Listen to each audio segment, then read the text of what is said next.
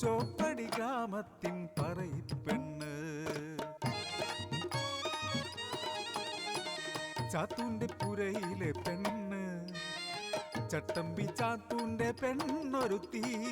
ചട്ടമ്പിയാണേലും ചന്തമൊന്നുമില്ലേലും ചാത്തൂന് ചങ്കാണി പറയിപ്പെണ്ണ് ചോപ്പടി ഗ്രാമത്തിൻ പേരു കേട്ടാൽ അറപ്പാണി മേലാളർക്ക്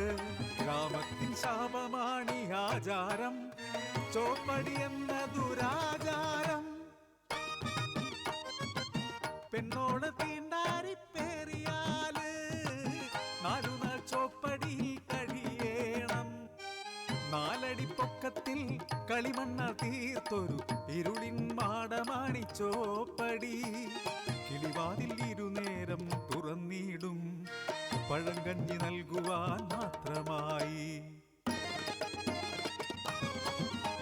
ചാത്തൂന്റെ പുരയിലൊരു പെണ്ണു പിറന്നേ അഴകുള്ള അടിയാത്തി പെണ്ണു പിറന്നേ ചട്ടമ്പി ചാത്തൂന്റെ ചങ്കലിക്കും കുഞ്ഞിന്റെ പാലിന കുന്തിരിയിൽ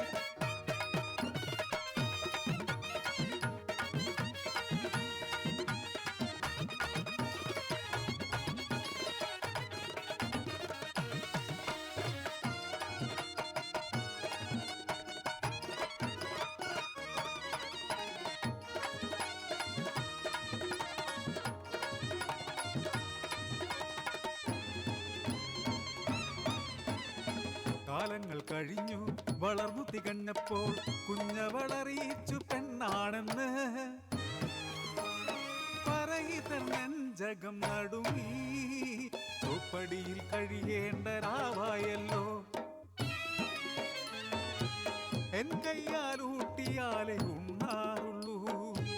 എൻ പാട്ടു കേട്ടാലേ ഉറങ്ങാറുള്ളൂ ആ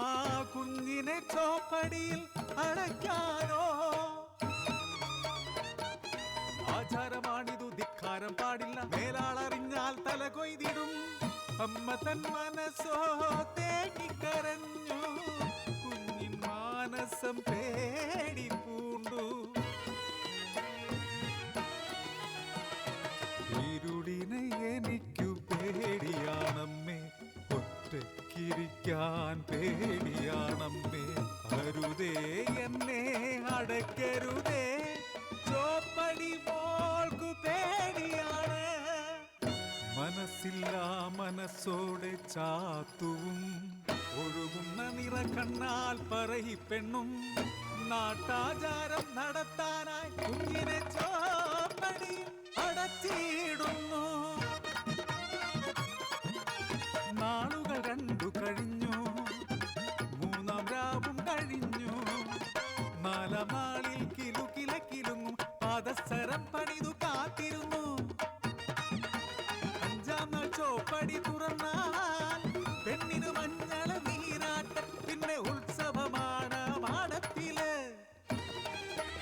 ആഘോഷം നടത്താൻ ചാത്തുവും കൂട്ടരും ആളുന്ന കനലിനു ചുറ്റുമിരുന്ന് മദ്യലഹരിയിൽ മതിമറന്നു ചോപ്പടിക്കു ചാരയെന്ന് കനൽ കെട്ടു പുക ഉയർന്നു മാടത്തിനുള്ളിൽ പുക നിറഞ്ഞ് ശ്വാസം കിട്ടാതെ കുഞ്ഞിപ്പെണ്ണ് മരിച്ചുവല്ലോ പറയിപ്പെണ്ണിൻ മാനസമെന്ന് അലറിക്കരയുന്നു കടലു പോലെ ആരാരോ ചെന്ന് വാരിയെടുക്കുന്നു മരിച്ചു മരവിച്ച മൃതശരീരം തോരാത്ത കണ്ണീരായി ചോദിക്കട്ടെ തീണ്ടാരി പെണ്ണിന് പാപമാണോ ജന്മം നൽകുന്ന പെണ്ണിനു തീണ്ടാരി പാപമാണോ ശാപമാണോ എന്തിനീ ആചാര ക്രൂരതകൾ എന്തിനീ ആചാര